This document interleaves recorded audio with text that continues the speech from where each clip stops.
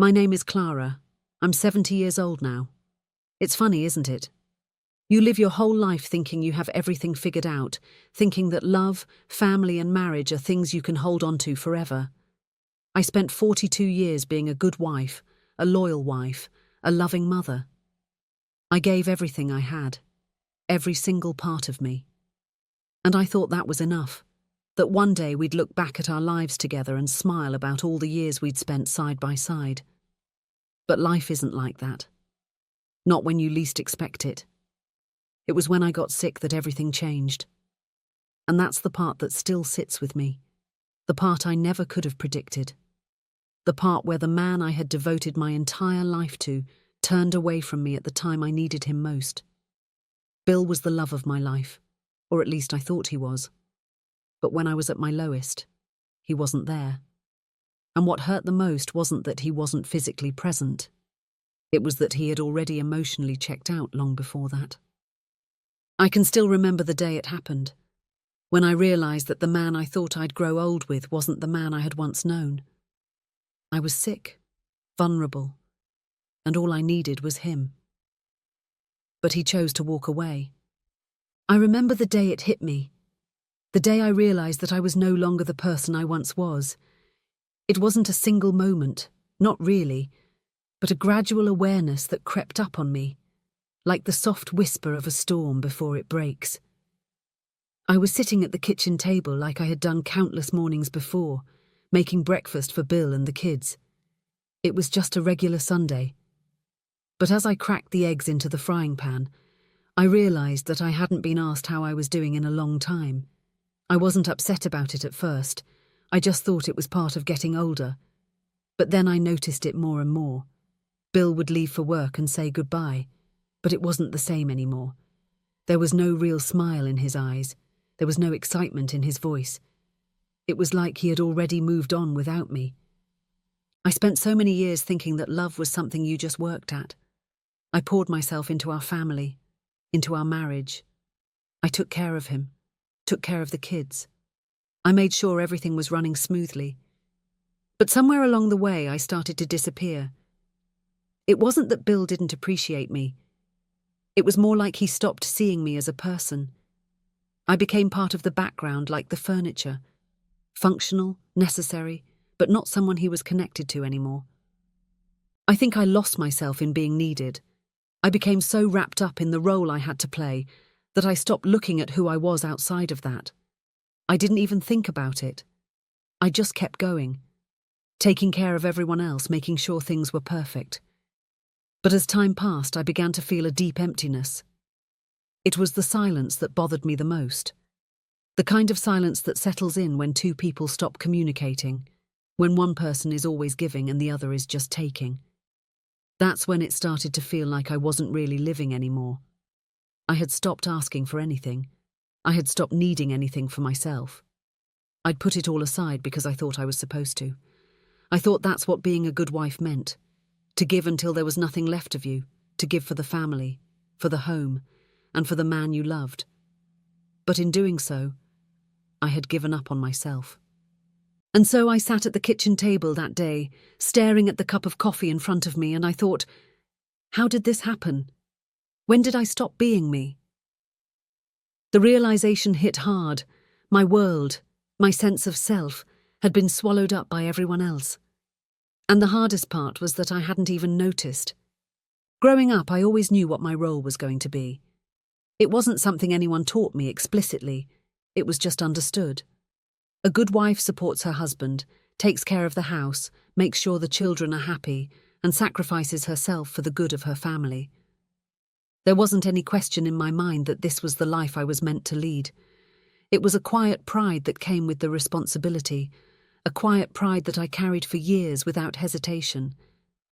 But there's something no one tells you about this kind of life. There's something no one prepares you for. You give and give, but eventually you start to wonder if anyone sees you anymore, if anyone notices that you need something too. The irony is that the more you give, the less they seem to notice when you're gone. When Bill and I first married, we were young. There were dreams and laughter, a shared excitement for the future. He used to come home with stories about his day, and we'd sit on the couch, chatting late into the night. But somewhere along the way, those conversations stopped. We fell into a routine. There was no more joy in our discussions, no more excitement about the future. We were just going through the motions day by day, year by year. I told myself it was just a phase. Maybe he was tired, maybe he was stressed, maybe I wasn't doing enough. So I did more. I took on more. I became the perfect wife.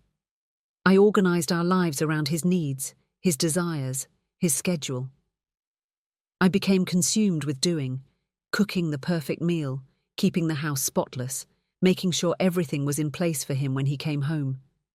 I became so wrapped up in being the perfect wife that I forgot to ask myself, what about me? But the truth is, I wasn't perfect, and I wasn't happy either, and I didn't even realize it until it was too late. The thing is, I had believed for so long that being a good wife meant giving everything up, giving up my needs, my dreams, my desires. I thought if I gave enough, if I showed how much I cared, that everything would work out. But somewhere in that, I lost myself. And Bill, he never noticed. At the time, I didn't know it, but I was becoming invisible to him. I wasn't a woman anymore. I was a caretaker, a housekeeper, a nurturer. But I wasn't a partner. I wasn't a lover. And it hurt more than I realized. As the years passed, I started feeling more alone, more disconnected from Bill. And when I finally tried to speak up, when I told him I was lonely, that I needed more from him, he just looked at me like I was asking for too much. He didn't get it. And I didn't know how to make him understand. I thought if I kept being the perfect wife, he would eventually see me again. But that's the mistake so many of us make, isn't it? We think that love is something we can earn by giving up ourselves. But that's not love. That's sacrifice. And sacrifice without love just leaves you empty. And that's when I started to understand something. I wasn't being a good wife. I was being a sacrifice. There are so many things I never complained about, not because they didn't hurt, but because I was taught that good women endure quietly. I learned early on that complaining made you seem ungrateful, dramatic, or weak. And I didn't want to be any of those things. I wanted to be dependable. I wanted to be the woman people could count on. So I swallowed a lot. I never complained about waking up before everyone else so the house would be peaceful when the day started. I never complained about eating meals cold because I was busy serving everyone else first. I never complained about folding laundry late at night while Bill slept, or about how exhausted my body felt after years of doing the same work over and over again without rest. I never complained about how lonely it felt when Bill would sit in the same room as me, watching television, and yet feel miles away. I never complained about how conversations slowly turned into logistics, who was picking up the kids, what bills were due, what needed fixing around the house. Somewhere along the way, we stopped asking each other real questions, and I told myself that was normal, that this was just what marriage looked like after a certain age. I never complained about the way my needs always seemed to come last. If the children needed something, that came first. If Bill needed something, that came next. And whatever was left over, if anything, that was supposed to be for me. But most days, there was nothing left. And I told myself that was okay. There were nights I lay in bed beside him, staring at the ceiling, listening to his breathing, wondering if he noticed how quiet I had become. I wondered if he noticed how I stopped laughing the way I used to, how my joy had softened into something muted. But I didn't say anything. I didn't want to seem needy. I didn't want to seem like I was asking for too much. I told myself that love wasn't about being noticed. Love was about being useful. That belief followed me everywhere. I didn't complain when Bill forgot important dates. I reminded him instead. I didn't complain when he stopped asking for my opinion. I adjusted. I didn't complain when decisions were made without me. I trusted him. And I certainly didn't complain when he became less affectionate over the years. I assumed it was just part of aging, part of routine, part of life. What I didn't realize was that silence can become a habit, and once you get used to not speaking your needs out loud, you start to forget that you're allowed to have them at all. I became very good at minimizing myself. I would tell myself things like, other women have it worse, or at least he doesn't hit me, or at least we have a roof over our heads. And while those things were true, they were also excuses. Excuses I used to avoid confronting the quiet sadness growing inside me. I didn't want conflict. I didn't want to disrupt the peace. But the truth is, the peace I was protecting wasn't real. It was just silence dressed up as stability. I remember one particular afternoon, nothing dramatic, nothing special. I was in the kitchen washing dishes, sunlight coming through the window. Bill was sitting at the table reading the newspaper. I said something simple, something small. I don't even remember what it was. And he didn't respond. He just nodded without looking up. That moment shouldn't have mattered. But it did. Because I realized then that I could disappear from the room, and the day would go on exactly the same. That realization stayed with me. I started noticing how often I adjusted my tone to keep things smooth. How often I softened my words so I wouldn't seem demanding. How often I laughed things off so no one would feel uncomfortable. I became the emotional buffer for everyone else, absorbing tension so the household could function. And no one ever asked how heavy that felt. When women from my generation talk about being strong, this is what we mean. Not loud strength, not dramatic strength, quiet strength, enduring strength. The kind that carries families on its back without asking for recognition. But quiet strength has a cost. It costs you visibility. It costs you voice. It costs you identity. I didn't wake up one day and decide to disappear. It happened slowly, over years of choosing everyone else first. And by the time I realized how small I had made myself, I didn't know how to reverse it. I didn't complain when my body started to feel tired in ways sleep didn't fix. I didn't complain when I felt aches that lingered longer than they used to. I told myself it was just age. I didn't complain when my energy faded. I adjusted my pace. I rested when I could. I kept going. Because that's what I had always done. Keep going. I didn't complain when Bill stopped noticing those changes. I didn't expect him to. After all, I had trained everyone around me not to worry about me. I had trained them to assume I would handle things like I always had. That's the danger of being the strong one. People stop checking on you. I look back now and realize how deeply ingrained this pattern was. I wasn't just silent in my marriage, I was silent with myself. I didn't even allow myself to think certain thoughts, because they felt selfish. Wanting attention felt selfish. Wanting care felt selfish. Wanting rest felt selfish. So I kept quiet. And in that quiet, something inside me started to weaken. I didn't complain when Bill grew distant emotionally. I told myself he was busy. I didn't complain when he stopped asking how my day was. I told myself it wasn't important. I didn't complain when affection faded. I told myself love wasn't about that anymore. I didn't complain when I felt lonely in a house full of people. Because complaining felt like failure. And admitting I needed more felt like admitting I wasn't enough. It wasn't until much later, when my body finally forced me to stop, that I understood something important. Silence doesn't protect love. Silence only protects patterns. And some patterns slowly erase you. I wasn't trying to be a martyr. I was trying to be loved, and that's the part that hurts the most when I look back. I gave quietly because I believed that one day someone would notice. That one day Bill would look at me and say, "I see everything you've done." That day never came. And by the time my illness arrived, I had already taught him how to live without noticing me at all. The day Bill left, I wasn't shocked. Not completely. I'd seen the distance growing between us for months. I felt it in the way he looked at me. Like I was a stranger, someone he'd spent too much time with. I had become a fixture in his life. Something he used to rely on but no longer cared about. I don't know when exactly that happened. Maybe it was the years of silence, the moments I swallowed to keep peace. Maybe it was when I stopped asking for anything. I remember him sitting across from me in the living room. The air was heavy, thick with unspoken words. It was late afternoon, the sun barely peeking through the curtains.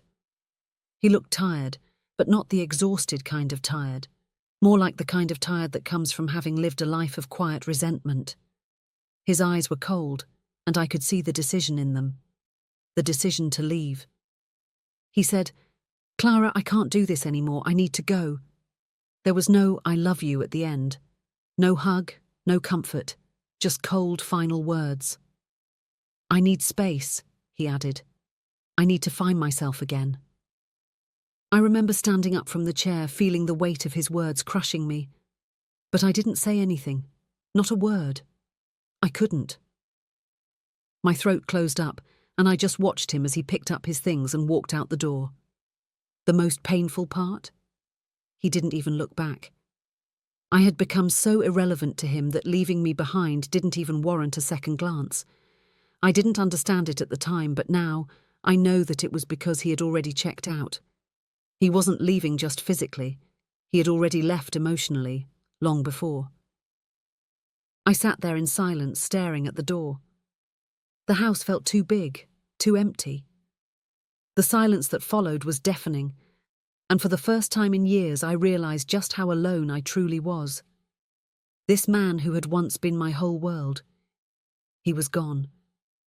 And I was left in a cold house with nothing but memories of a life I had built for him. It was at that moment I felt the full weight of the years I had spent in silence. I had given everything to keep our family together, to keep him happy, and now he was gone. And I was still here, with nothing left but regret. After Bill left, everything seemed to go from bad to worse. I had never been the kind of woman to complain, but now I had to. I was alone, sick, and facing a battle that felt too big for me to handle. The doctors had told me I had cancer. The word hung in the air like a dark cloud. But even as I grappled with the diagnosis, the loneliness in my heart was more unbearable than the physical pain I was feeling. In those early days of treatment, I couldn't understand why I was still fighting. Why was I fighting for a life that didn't want me? Why was I fighting for a love that had slipped away quietly? I had imagined Bill by my side, holding my hand through the hardest days, just as I had always done for him. But instead I faced it all alone.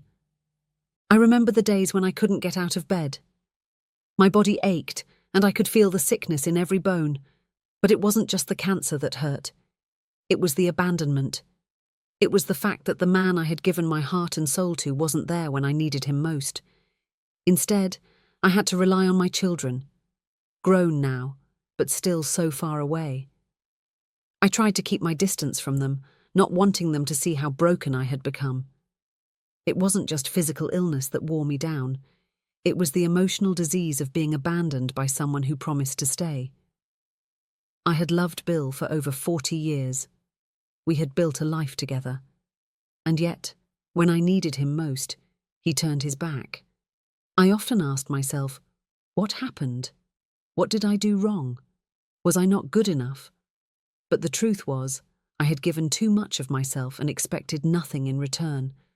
I had forgotten how to take care of myself, how to be kind to myself. I didn't know how to love myself enough to say, I deserve better than this.